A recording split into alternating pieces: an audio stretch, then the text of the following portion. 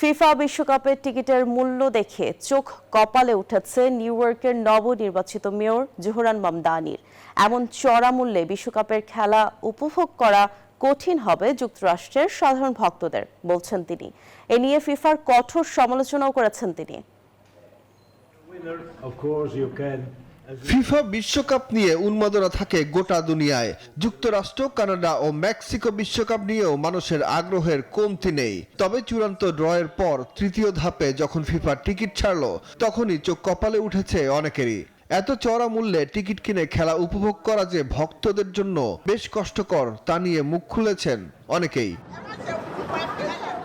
যুক্তরাষ্ট্রের এক নম্বর gym chain gold gym এখন আবারও বাংলাদেশে।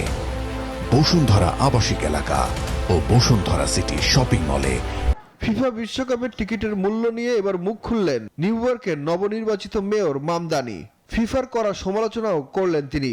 স্থানীয় একটি ইউটিউব চ্যানেলে তিনি বলেন, ভক্তদের সাধ্যের মধ্যে যেন টিকিটের দাম রাখা হয় তা নিশ্চিত করতে হবে কর্তৃপক্ষের। New York City is the most expensive city in the United States of America.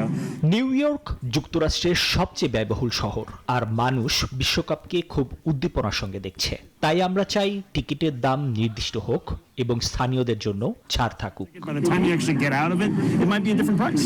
2018 Russia বিশ্বকাপ ও 2022 সালের কাতার বিশ্বকাপের টিকিটের দামের সাথে তুলনা করে তিনি বলেন, নিউ ইয়র্কের ফুটবল প্রেমীরা যেন নির্ধারিত মূল্যে টিকিট কিনতে পারে সেদিকেই নজর থাকবে তার। For discounts for local residents like we've seen in previous World Cups. স্থানীয় বাসিন্দারা যেন ন্যায্য মূল্যে টিকিট পায়, সেই দাবি জানাচ্ছি।